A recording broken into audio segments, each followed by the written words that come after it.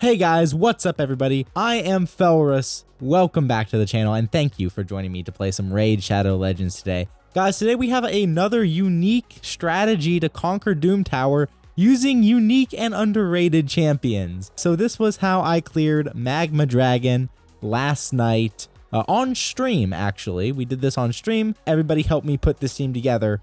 So we're going to go over that team, go over the builds, see how you can build a similar team. But before we do that, please like the video, subscribe to the channel if you haven't already. And if you're interested in joining a Discord community full of positive, supportive members, please use my link in the description below and you can go ahead and do that. You can also use my download link for Raid Shadow Legends if you are interested in starting your raid journey over again, and you will be rewarded with a free legendary Corrado as well as 3 free epics as you progress and level up your account. All right, guys, so what exactly is this team and what exactly are we going to do about it? So the Magma Dragon here is one of the dragon bosses, right? He's got HP burn, he's got burn activation, he's got hex, right? He's got instantly places hex for 4 turns on an enemy whenever they remove a hex debuff from themselves or an ally. So he's going to be hexing your cleansers, right? Spreading damage around, burning you, hitting. He hits really hard as well. But the thing with Koldath, the Magma Dragon,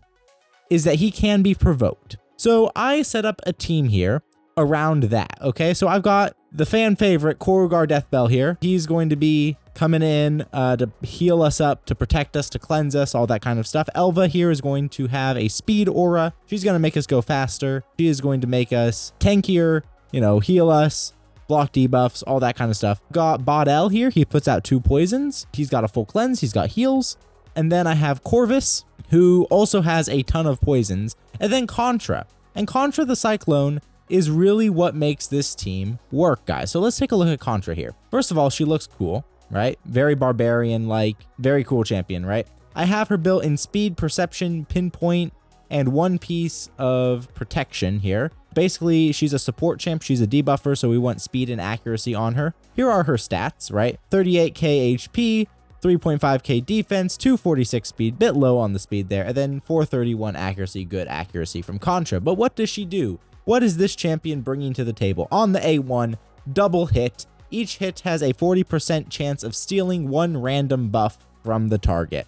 So buff steal A1 is very good. On each hit too, that's a very good A1. On the A2, attacks all enemies 3 times. Each hit has a 50% chance, books up to a 75% chance, of placing one of the following debuffs for 2 turns. Block buffs, decrease attack, decrease speed, weaken, decrease accuracy, or heal reduction. Of course, this books to a 3-turn cooldown. But the reason that she is so useful in this team is not because of the buff steal, not because of the random debuffs that she puts out, but because of the passive. What does her passive do? Decreases each enemy's accuracy by 10 for each debuff they are under. That's handy.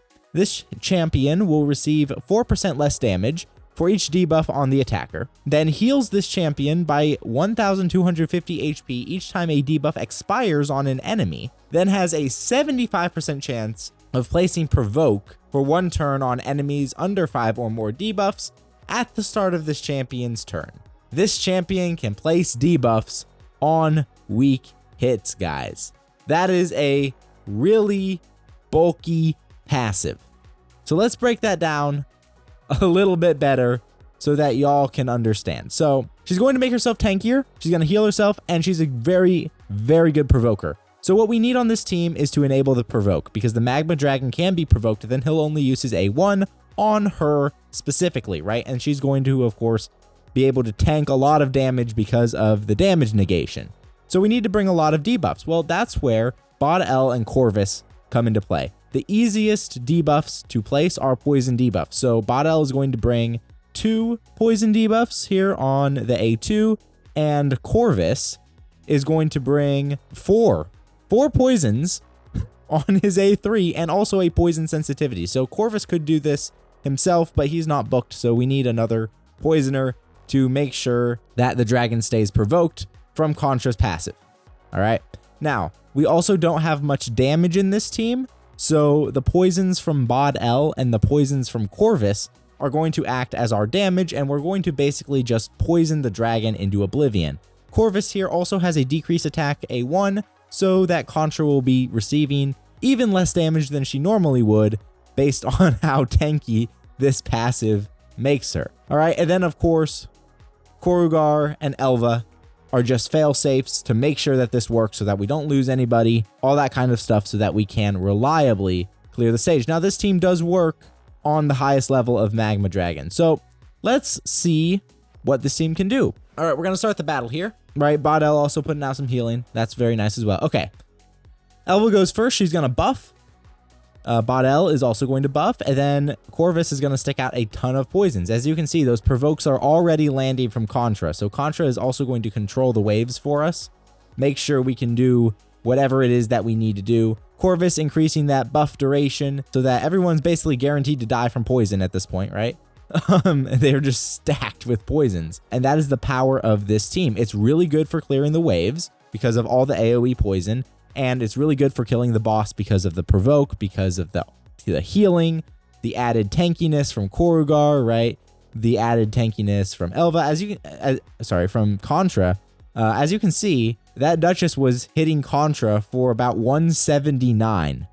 Just 179, not 179,000, 179. That is the power of Contra's passive, right? So she is a great tank, a great provoker for this boss. Now, Fluffy is the one who said Contra is actually really good and you're underrating her. So shout out to Fluffy's Gaming. He's a part of our Discord community. He's a part of the live streams, the whole thing. And he was the one who said, use Contra, right?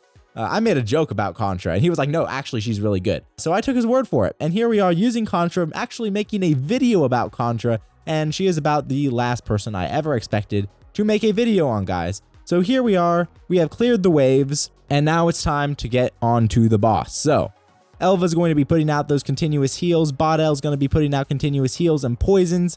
Corvus has all his skills on cooldown, unfortunately, as does Contra, but that's okay because we have loads and loads of chances to pull this off, guys. So all the debuffs were blocked, right? That's another really good use case for Elva as a block debuffs champion. There's the decrease attack from Corvus, very, very helpful to make sure that we take less damage. There's the ally protection. There's the strengthen from Korugar, also very helpful to make sure we take less damage, right? Baudel healing us up, Corvus going in with the A1 there. Then we've got some debuffs from Contra, right?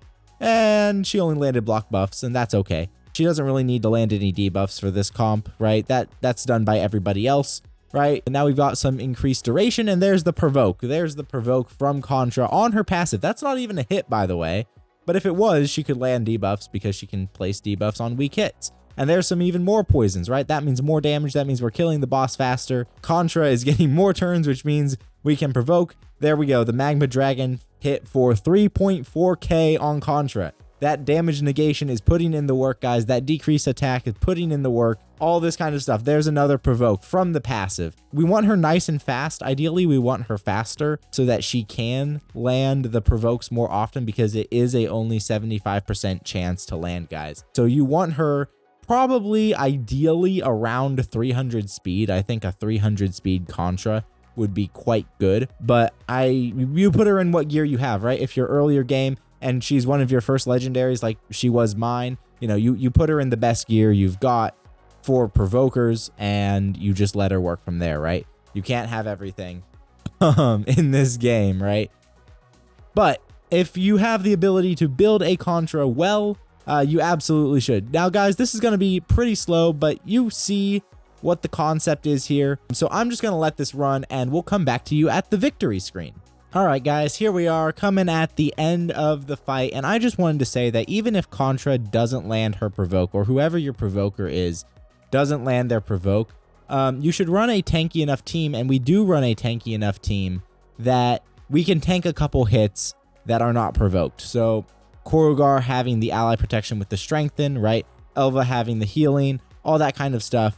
We can tank a couple non-provoked hits from the boss. All right, guys, and here we are at the victory screen. Let's take a look at what we've got. We've got Elva here putting out 1,500,000 damage in healing. We've got Korugar taking the most defense from the ally protection. We've got Baudel here doing the most damage, surprisingly enough, probably because his cooldown is shorter than Corvus's. who's got almost 1 million damage himself to his name, and Bottle also out healing Elva. And that is absolutely insane as well, because Elva is such a competent healer, guys. But that is the team for this boss. What are your teams for this boss? What are your strategies? Do you use a provoker at all? I think on the lower levels, I can just nuke. That's generally what I do. But here in the highest form of Doom Tower, I can't do that, and I actually need a strategy.